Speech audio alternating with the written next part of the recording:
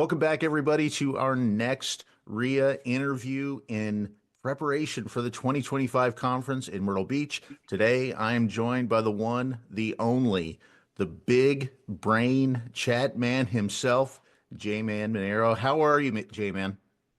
I'm doing fantastic. How are you, Robert Lee? Doing well, doing well. So you're presenting this year at the conference again.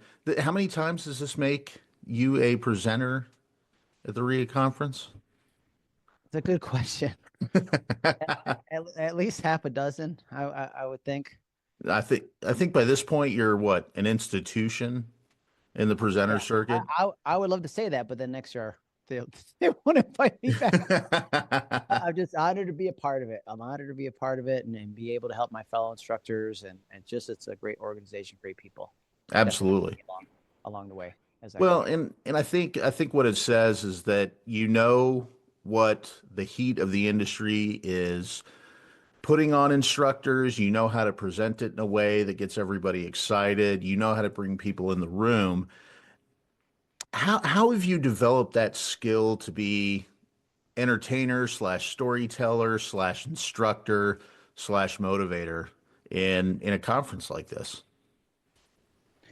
It's a good question. I think when I first started, when I first came to RIA, I had somebody that approached me and said, "Hey, what do you want to be when you grow up?" Right? Meaning like in your career. Like I was just starting as a speaker, and like, well, I'm a tech trainer, and they said to me, "Is that all you want to be?" And dramatic pause. Right? I was like, "No, no, that's not all I want to be." So I had to think a little bit deeper and think, a lot of us teach the same stuff, right? Hmm. And why do we get hired? It's our unique delivery of that content. And so I had to find kind of who I was naturally, like what is my unique value, just like you would as a real estate agent, just like you would in any business. And for me, it's high energy. Like my whole life, I've gotten in trouble for having too much energy. I was Hmm. the guy whose report card said talk too much in class, right? Yeah. And so, principal, guess what I do now for a living? I talk too much in class, and I figured like, okay, let me bring that energy, let me bring that fun, let me what I'm naturally gifted with, if you will, like what I really enjoy and what I really love, and how can I apply that to the classroom to make that a differentiator, so that people say, I've had people attend my sessions and they don't even know what the session is. Hmm. Like, oh, what brought you here today? I don't know. I know it's going to be entertaining. It'll be fun. I would learn something, of course, but fun came first, right? Hmm. I think it's if you're at conferences or even if you teach pre-licensing 75 hours, it's breaking that pattern, the mold of everything. Oh, I'm in my pre-licensing for 75 hours in New York State. I'm used to coming in, sitting Hmm. down, phasing out, being bored perhaps, and then leaving.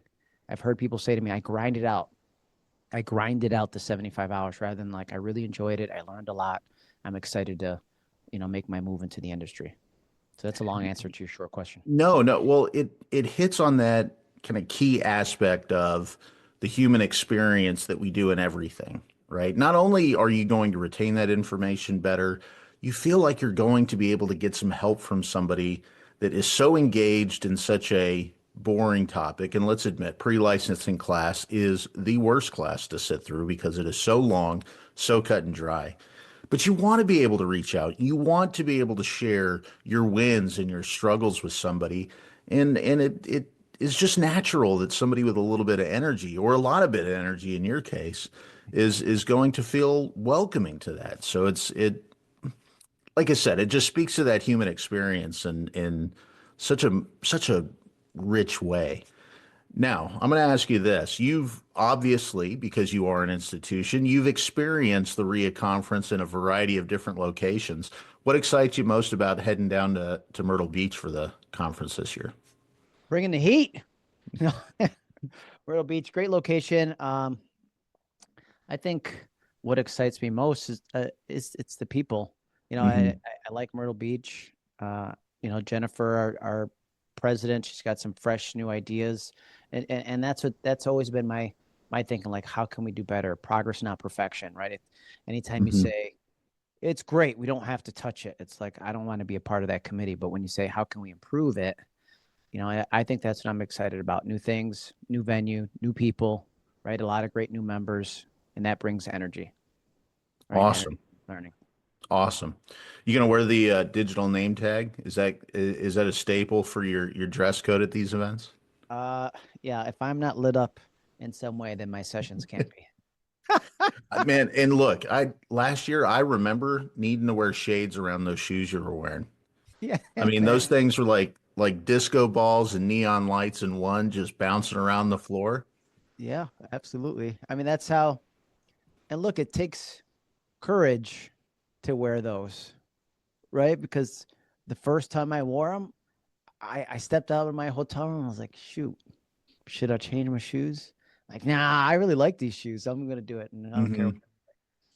Well, and that's the nice thing about the RIA community too, right? You wear that in an environment like that, nobody's going to judge. I think everybody knows we're all a little odd in this community in our Right. own unique ways, right? We seem to embrace it. It's pretty awesome. So a little preview of what you're going to be talking about. Can you share just one nugget without giving away the whole recipe?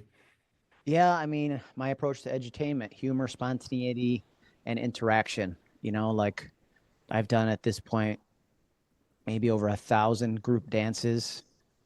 No, over 100 group dances and over 1,000 like minute to win it type of exercises. And so I think it's uh, edutainment is a sweet spot between education and entertainment, and how regardless of whether you're doing 60-minute session or 75 hours, there's always time, Hmm. right? Because Awesome. if they're engaged, they're learning. Hmm. So many people have said to me like, "Oh, I don't have time for that." That just means that you're afraid to do it or you're afraid to change, right? And try something new. And I think, trying something new, can it go badly? Of course, it's happened to me, but that's part of the fun. Of course, of course. So I have to imagine you see at least one person in every one of your engagements that you just kind of eyeball as being the stick in the mud. How do you approach that particular moment? Yeah, there's always going to be that one, and I think, as speakers, trainers, instructors, we can't focus on the ones that don't want to participate, right? If I have 98% of my session wants to stand up, have fun, and be part of it, let's go. I can't force you, just like motivation. I can lead you to the water. I can't make you drink. I can have you stand up, but I can't make you dance, Robert. Hmm. Okay, and so it's choose your own path. I think eventually one of my favorite quotes is like, our deepest fear is not we're inadequate. Our deepest fear is that we're powerful beyond measure. And it's like when we let our light shine, just like if everybody gets up and dances and has fun, then we're allowing others to do the same. Hmm. I think eventually that stick in the mud, it's going to loosen up a little bit and be like, okay, everybody else is having fun. It's okay for me to have fun too. Awesome. Awesome. So thanks for taking a few moments of time today. This is so very helpful for everybody to get to know you, and even the people that know you probably pick up little nuggets here and there about your personality that we don't already know, like the shoes, right? I just assume you rock those shoes out everywhere.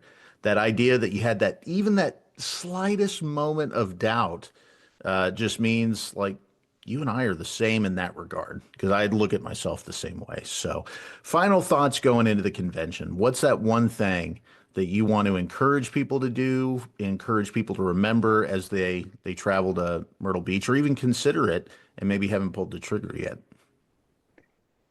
I think, my session is all about trying something new, interrupting a pattern, right? It's an NLP principle. I think bring that to the conference. Like, what can I do?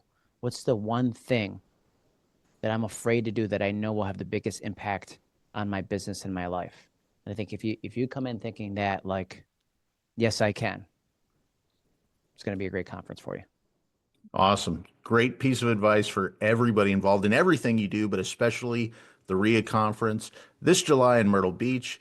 As JMan said, our incoming president, Jennifer Nicely, and the entire convention organization has put together an amazing conference, which you can get registered for at riaconference.com.